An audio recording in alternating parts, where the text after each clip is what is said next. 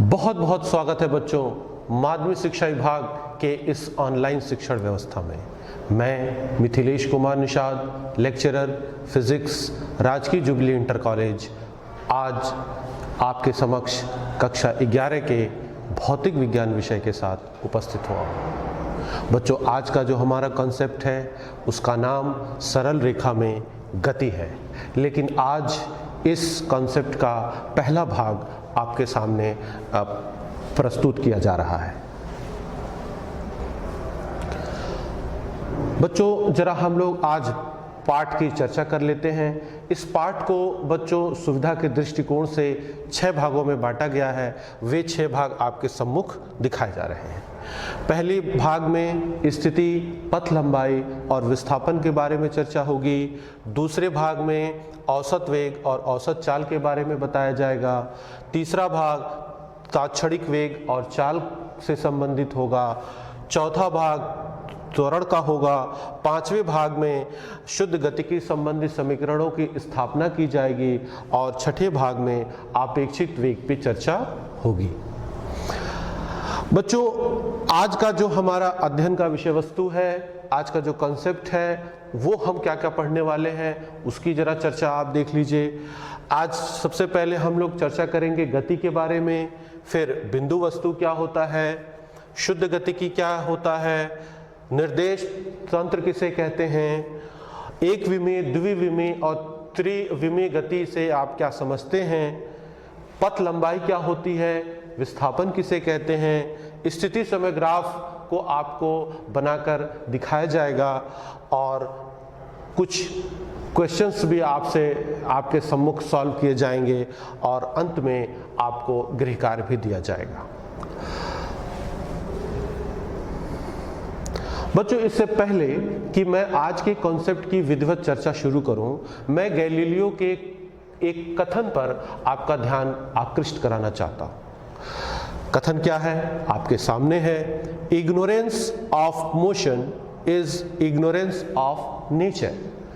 मतलब यह है बच्चों कि गति के बारे में न जानना इस नेचर को न जानने के जैसा है।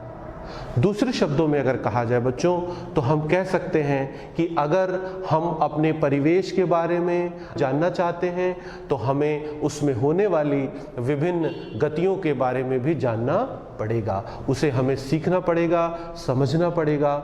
आज उसी क्रम में हम पहला कदम बढ़ाते हैं और गति के सबसे सरलतम स्वरूप अर्थात सरल रेखी गति की चर्चा शुरू करते हैं।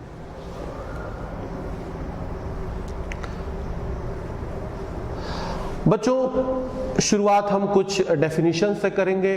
डेफिनेशंस आपके सामने हैं। सबसे पहले हम बात करेंगे कि गति क्या होती है। बच्चों, आप अगर अपने आसपास बहुत सारी गतियों को अगर ध्यान से देखें, बहुत सारी वस्तुओं की गतियों को देखें, तो आप क्या अनुभव करते हैं? आपने एक कॉमन चीज अनुभव किया होगा कि जब भी कोई वस्तु गति करती है तो उसकी स्थिति में समय के सापेक्ष लगातार परिवर्तन होता रहता है। अर्थात समय के सापेक्ष वस्तु की स्थिति में होने वाले परिवर्तन को हम गति के नाम से जानते हैं। दूसरी तरफ अगर किसी वस्तु की स्थिति में समय के सापेक्ष कोई परिवर्तन नहीं हो रहा है तो आप क्या कहेंगे कि वह वस्तु विरामावस्था में है। इसके बाद जो आज हमारे अध्ययन का मुख्य केंद्र बिंदु है उसकी भी परिभाषा देख लीजिए, सरल रेखीय गति। बच्चों, हमारे परिवेश में बहुत सारी गतियां हैं, बहुत सारी वस्तुओं की गतियां होती रहती हैं। उसमें अगर किसी वस्तु की गति इस प्रकार हो कि वो एक सरल रेखा के अनुदिश हो तो इस प्रकार की गति को हम सरल रेखीय गति के नाम से जानते हैं। इसके बाद बच्चों, गति के अध्ययन के दौरान हमको एक अप्रॉक्सीमेशन लेना पड़ता है। वो अप्रॉक्सीमेशन क्या है, इसको जरा समझिए। बच्चों, अगर किसी वस्तु का आकार एक निश्चित समय अंतराल में चली गई दूरी की तुलना में बहुत कम हो तो ऐसे वस्तु को हम बिंदु वस्तु मान सकते हैं या इसे हम पॉइंट ऑब्जेक्ट भी कहते हैं। इस बात को समझने के लिए मैं आपके लिए एक उदाहरण लेके आया हूं। इस उदाहरण को हम सॉल्व करते हैं और बिंदु वस्तु के कॉन्सेप्ट को थोड़ा और गहराई में समझते हैं। सबसे पहला जरा इस प्रश्न को देखें बच्चों। नीचे दिए गए गति के कौन से उदाहरणों में वस्तु को लगभग बिंदु वस्तु माना जा सकता है? पहला वाला उदाहरण देखिए, दो स्टेशनों के बीच बिना किसी झटके के चल रही कोई रेलगाड़ी। इसको जरा देख लीजिए बच्चों। मान लीजिए कि ये एक स्टेशन ए है और यहां पर एक स्टेशन बी है। इसके बीच में कोई रेलगाड़ी है जो स्टेशन ए से स्टेशन बी तक गति कर रही है। बच्चों ये तो बिल्कुल सहज रूप से आप समझ सकते हैं कि इस रेलगाड़ी की अपनी लंबाई दो स्टेशनों के बीच रेलगाड़ी द्वारा चली गई दूरी की तुलना में पर्याप्त रूप से कम है। इसलिए इस रेलगाड़ी को इस गति के उदाहरण में हम बिंदु वस्तु मान सकते हैं। दूसरा उदाहरण देखिए, किसी वृत्तीय पथ पर साइकिल चला रहे किसी व्यक्ति के ऊपर बैठा कोई बंदर। देखिए बच्चों, मान लीजिए ये वो वृत्तीय पथ है जिस पर कोई व्यक्ति साइकिल चला रहा है और उस साइकिल सवार के ऊपर एक बंदर बैठा हुआ है। जब यह व्यक्ति साइकिल चलाएगा तो वृत्ताकार मार्ग पर अपनी गति करेगा, तो बंदर के द्वारा जो एक वृत्ताकार मार्ग में जो चली गई दूरी है वो बंदर के आकार की तुलना में बहुत ज्यादा है, या दूसरे शब्दों में कहा जाए कि बंदर का आकार उसके द्वारा चली गई दूरी की तुलना में पर्याप्त रूप से कम है। इसलिए इस उदाहरण में इस बंदर को हम बिंदु वस्तु मानेंगे। तीसरा उदाहरण बच्चों देख लीजिए। तीसरा उदाहरण यह है कि जमीन से टकराकर तेजी से मुड़ने वाली क्रिकेट की कोई फिरकती गेंद। फिरकती गेंद का मतलब स्पिनिंग बॉल। बच्चों आपने क्रिकेट खेला होगा और स्पिन बॉल फेंका भी होगा या उसे देखा जरूर होगा। जब कोई स्पिन बॉल ग्राउंड से हिट करता है तो वो थोड़ा सा अपने स्थान से खिसकता है, तो गेंद के द्वारा मुड़ने के दौरान चली गई दूरी गेंद के आकार की तुलना में बहुत कम नहीं है, उसे नगण्य नहीं माना जा सकता है। इसीलिए इस उदाहरण में गेंद को आप बिंदु वस्तु नहीं मान सकते हैं। चौथा उदाहरण देखिए बच्चों, किसी मेज के किनारे से फिसल कर गिरा कोई बीकर। मान लीजिए बच्चों कोई मेज है, ये इस पर बीकर रखा हुआ है, ये ग्राउंड है, ये यहां से बीकर नीचे गिर जाता है। बीकर गिरने के दौरान जो दूरी चलता है उस दूरी की तुलना में जो बीकर का अपना आकार है वो बहुत कम नहीं है, उसे आप नगण्य नहीं मान सकते हैं। इसलिए इस उदाहरण में बीकर को बिंदु वस्तु नहीं माना जाएगा। बच्चों इस उदाहरण के बाद, इस उदाहरण की चर्चा करने के बाद आप एक नतीजे पे पहुंच चुके हैं कि बिंदु वस्तु मानने के लिए वस्तु का आकार, केवल वस्तु का आकार मायने नहीं रखता है, बल्कि यह बात महत्वपूर्ण है कि वस्तु के द्वारा चली गई दूरी की तुलना में वस्तु का आकार क्या है।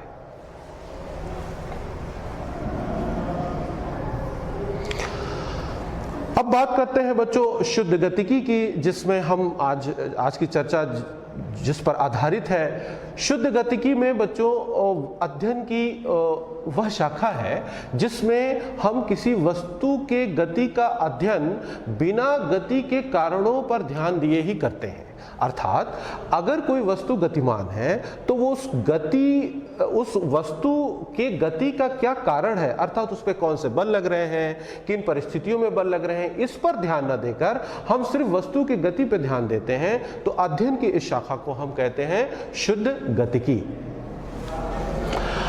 इसके बाद एक बहुत ही महत्वपूर्ण कॉन्सेप्ट है बच्चों जिसका नाम है फ्रेम ऑफ रेफरेंस, अर्थात निर्देश तंत्र।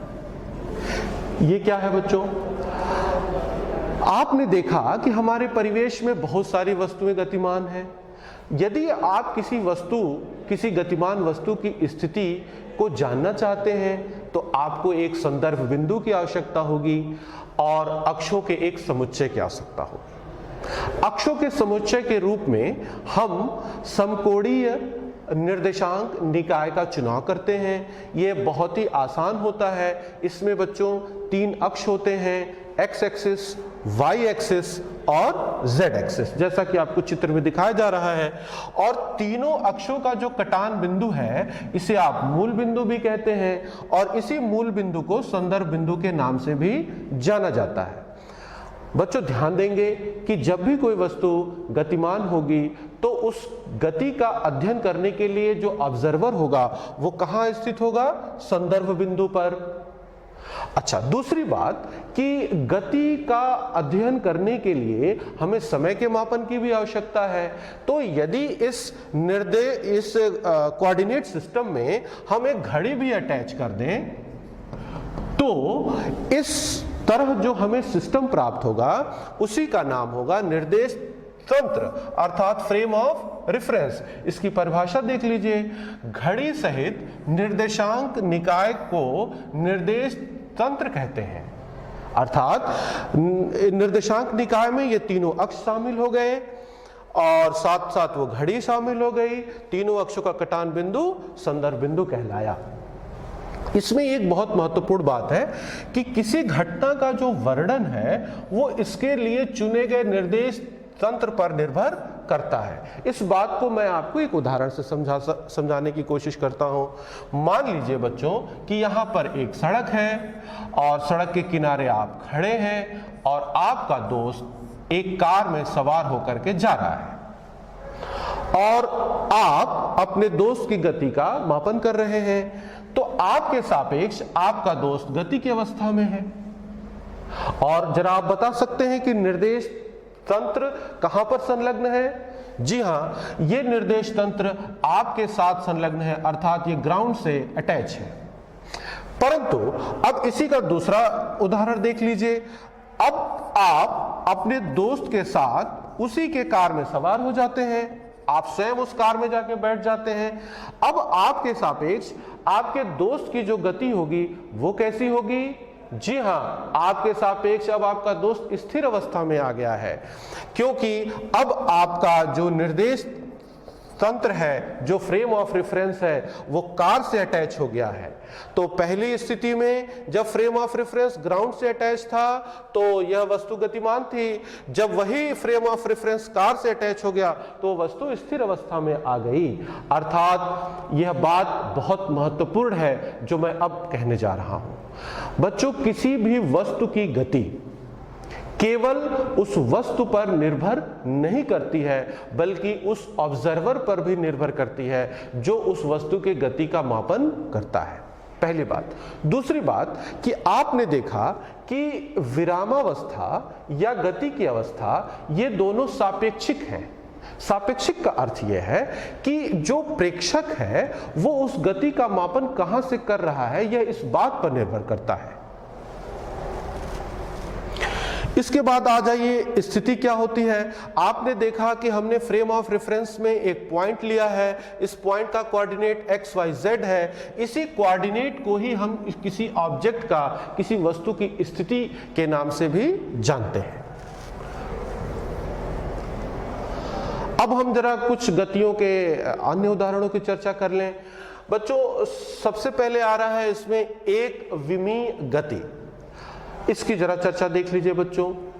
अगर कोई वस्तु इस प्रकार से गति करे कि उसके गति के निरूपण के लिए मात्र एक अक्ष या एक निर्देशांक की आवश्यकता हो तो इस प्रकार की गति को हम एक विमीय गति कहते हैं।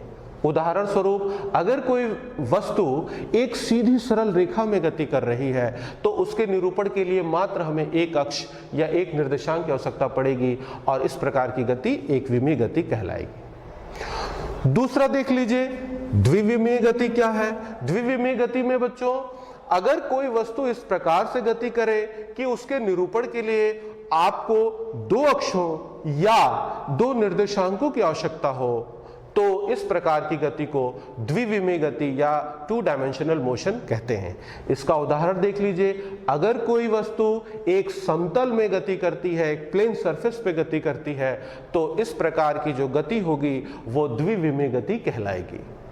तीसरा देख लीजिए बच्चों, त्रिविमीय गति अर्थात 3 डायमेंशनल मोशन। अगर किसी वस्तु की गति इस प्रकार हो कि वस्तु के गति के निरूपण के लिए आपको 3 अक्षों की आवश्यकता हो, 3 निर्देशांकों की आवश्यकता हो, तो इस प्रकार की गति को आप त्रिविमीय गति या 3 डायमेंशनल मोशन भी कहते हैं। इसके उदाहरण के लिए अगर कोई वस्तु मुक्त आकाश में ओपन स्पेस में गति कर रहा है तो इसे आप 3 डायमेंशनल मोशन के नाम से जानेंगे। अब आ जाते हैं बच्चों एक नए कंसेप्ट पे जिसका नाम है पथ लंबाई अर्थात पाथ लेंथ। बच्चों आपने देखा कि जब भी कोई वस्तु गति करती है तो उसके द्वारा जो वो अपने एक स्थिति से दूसरी स्थिति में जाती है, इस दौरान जो वो दूरी चलती है उसी वस्तु के द्वारा चली गई दूरी को ही हम पथ लंबाई या पाथ लेंथ भी कहते हैं। इसकी परिभाषा देख लीजिए, किसी वस्तु द्वारा चली गई दूरी को ही पथ लंबाई कहा जाता है। यह एक अदिश राशि है। अदिश राशि का मतलब कि इसे व्यक्त करने के लिए दिशा की कोई आवश्यकता नहीं है और इसका SI मात्रक मीटर होता है। बच्चों इस कॉन्सेप्ट को और ज्यादा एक्सप्लेन करने के लिए हमारे पास एक चित्र है। इस चित्र में एक एक्सिस बनाया गया है। आप देख लीजिए, ये एक्स एक्सिस है। ये एक्स एक्सिस का मूल बिंदु है जिसे हम संदर्भ बिंदु भी कहेंगे। और इस एक्सिस पर हमने कुछ बिंदु चुन लिए हैं जैसे O, P, Q और R, और अलग अलग बिंदुओं के जो निर्देशांक हैं वो आपको चित्र के अनुसार दिखाए जा रहे हैं और ये सभी जो दूरियां हैं ये मीटर में आपको दिखाई जा रही हैं। मान लीजिए बच्चों कि कोई वस्तु है जैसे कि ये कार, ये मूल बिंदु पर स्थित है। यहां से ये चलना शुरू करती है और चलते चलते बिंदु P पर आती है। क्या आप बता सकते हैं कि गति के दौरान वस्तु के द्वारा चली गई दूरी कितनी है? देख लीजिए, OP = 360 मीटर। अब यही कार अगर बिंदु P से चलकर फिर बिंदु Q पर आ जाती है तो अब बताइए कि उसकी कुल दूरी कितनी हो जाएगी? OP प्लस PQ अर्थात 360 मीटर प्लस 120 मीटर, तो ये हो जाएगा 480 मीटर। अब यही कार वापस जहां से चली थी फिर वहीं आ जाती है, तो आप बता सकते हैं कि कार ने कुल कितना दूरी तय किया? OP plus PO that is 360 metre plus 360 metre is equal to 720 metre. तो आपने देखा बच्चों कि वस्तु जब गति करती है तो उसके द्वारा जो दूरी चलती है उस दूरी को व्यक्त करने के लिए हमें दिशा की कोई आवश्यकता नहीं है, सिर्फ दूरी जुड़ती चली जाती है। ये सदैव पॉजिटिव ही होती है जैसा कि आपको कैलकुलेशन करके दिखाया गया है।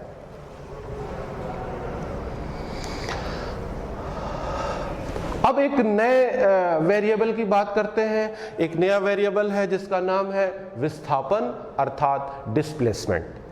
जब कोई वस्तु गति करती है तो किसी स्थिति से दूसरी स्थिति में जाती है। इस दौरान उसकी स्थिति में होने वाले परिवर्तन को ही हम विस्थापन के नाम से जानते हैं। तो इसकी परिभाषा देख लीजिए। किसी वस्तु की स्थिति में परिवर्तन को ही हम विस्थापन कहते हैं।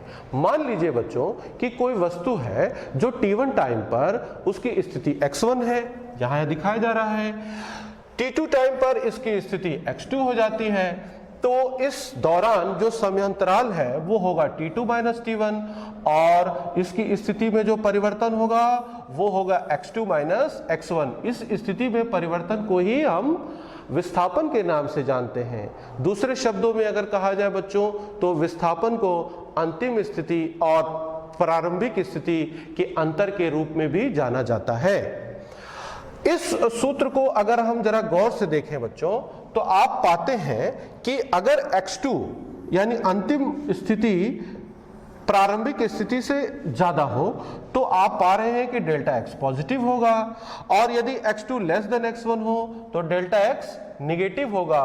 आपको बताया गया है कि x एक्सिस पर मूल बिंदु के दाहिनी तरफ की दिशाएं पॉजिटिव और मूल बिंदु के बाएं तरफ की दिशाएं निगेटिव ली जाती हैं। इसका मतलब ये हुआ कि विस्थापन में विस्थापन को व्यक्त करने के लिए दिशाओं की भी आवश्यकता पड़ती है। इसलिए यह एक कैसी राशि है? यह एक सदिश राशि है और इसका मात्रक मीटर होता है।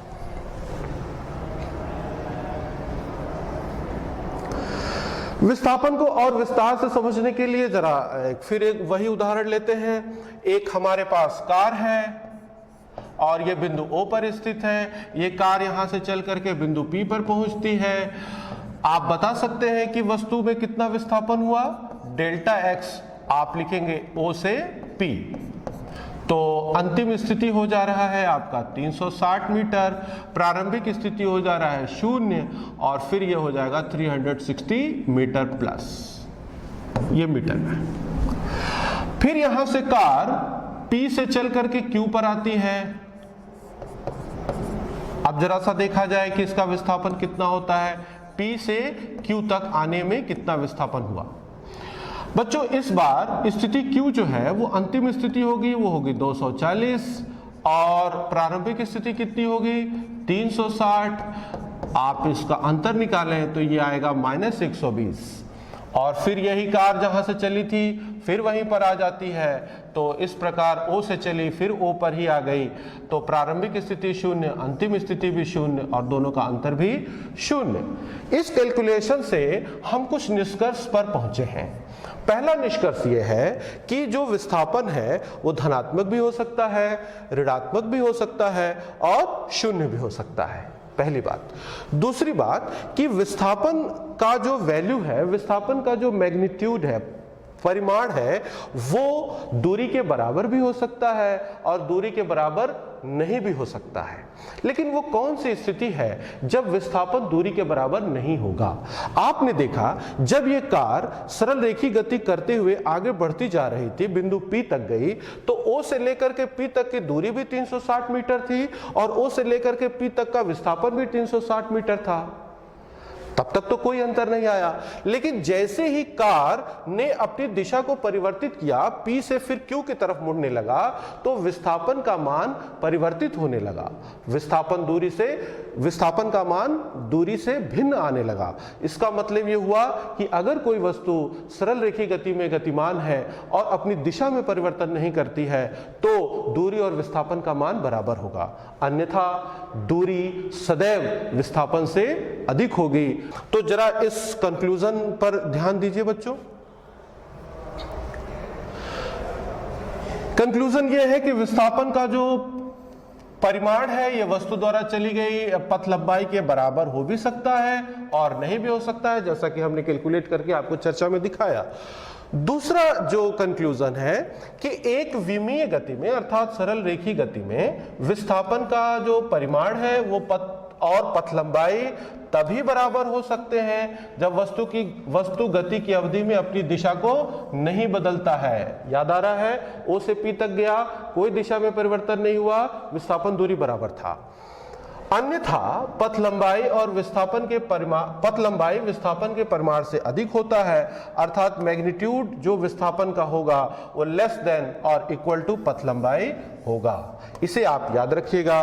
तीसरा कंक्लूजन भी आपको करके दिखाया गया है कि विस्थापन का परिमाण गति की किसी अवधि के लिए 0 भी हो सकता है, जबकि गति की किसी अवधि के लिए पथ लंबाई 0 नहीं हो सकता। किसी भी वस्तु के द्वारा चली गई दूरी कभी 0 नहीं हो सकती, लेकिन उसका विस्थापन 0 हो सकता है, जैसा कि मैंने आपको कैलकुलेशन में दिखाया।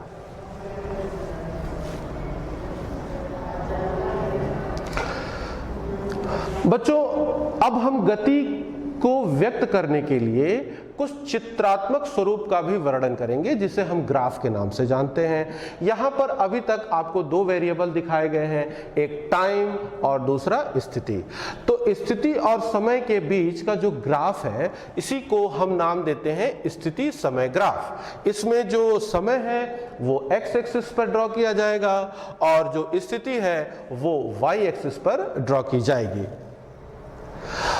बच्चों, हम इस ग्राफ को अलग अलग बिंदुओं में हम अध्ययन करेंगे। सबसे पहला बिंदु है कि जब वस्तु स्थिर है।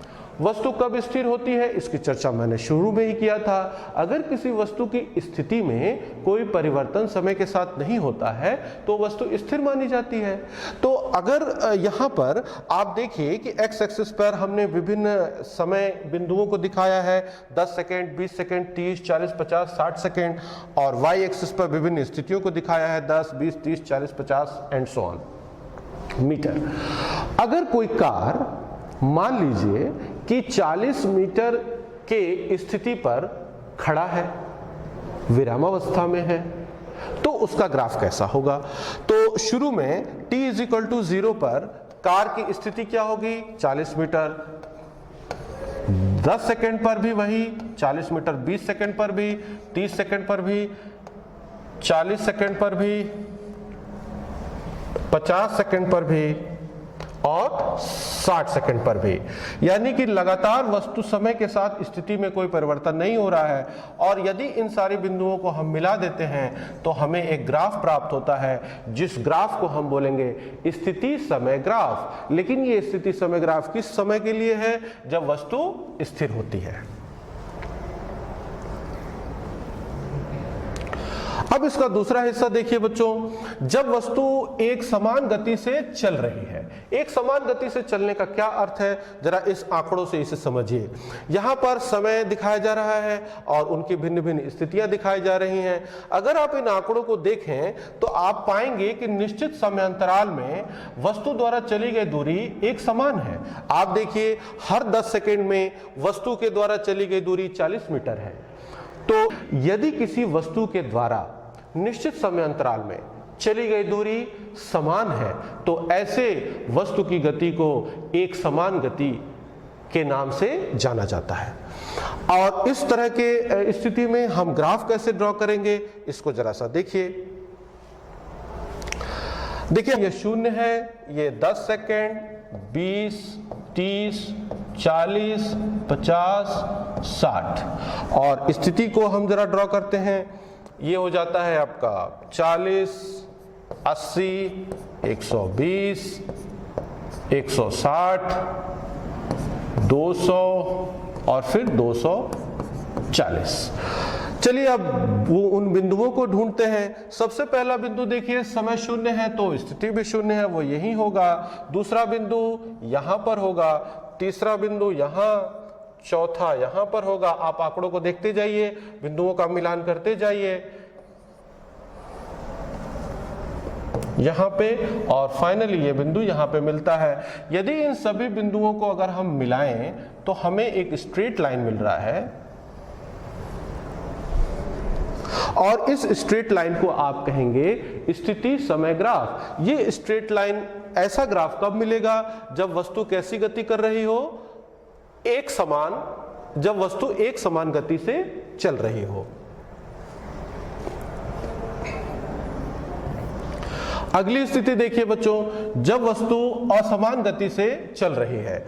इनको आंकड़ों से जरा सा आप देखिए, ये भिन्न भिन्न समय पर भिन्न भिन्न स्थितियां दिखाई गई हैं। समय अंतराल यहाँ पर 2 सेकंड का ही लिया गया है, लेकिन स्थिति देखिए भिन्न भिन्न है। अर्थात समान समय अंतराल में जो वस्तु द्वारा चली गई दूरी है वो भिन्न भिन्न है। तो इस यहीं से परिभाषा भी निकलेगी कि यदि किसी वस्तु के द्वारा समान समय अंतराल में भिन्न भिन्न दूरियां तय की जाती हैं तो वह वस्तु असमान गति से गतिमान होता है। इसका ग्राफ कैसे खींचेंगे देख लीजिए। यहाँ पर ये 0 हो गया, ये 2 सेकेंड, 4 सेकेंड, 6, 8, 10, 12, 14 और ये फिर 16 सेकेंड। इसके बाद आ जाइए स्थितियों की भी जरा ड्राइंग कर लें। ये हो गया 50, 100, 150, 200, 250 और ये फिर 300। जरा इन आंकड़ों को देखते जाइए। सबसे पहला बिंदु तो यहीं पर मिलता है, स्थिति 0 और समय 0, स्थिति भी 0। दूसरा देखिए स्थिति समय 2 सेकंड, स्थिति 0, समय 2 सेकंड, स्थिति 0, वो यहीं पर मिलेगा। तीसरा देखिए, समय 4 सेकंड, स्थिति 10 मीटर, तो 10 मीटर आपका यहीं कहीं होगा बच्चों। समय 6 सेकंड, स्थिति 20 मीटर, यहां पर कहीं होगा ये। समय 8 सेकंड, स्थिति 50 मीटर, यहां पर है ये। समय 10 सेकंड, स्थिति 100 मीटर, समय 12 सेकंड, स्थिति 150 मीटर, समय 14 सेकंड, स्थिति 200 मीटर, समय 16 सेकंड, स्थिति 250 मीटर, और समय 18 सेकंड, और ये हो गया आपका समय 20 सेकंड। तो 218 सेकंड पर आपकी स्थिति है आपका 300, और 20 सेकंड पर भी स्थिति है आपका 300। अब इन सारे बिंदुओं को हम मिलाते हैं। इसे देखिए,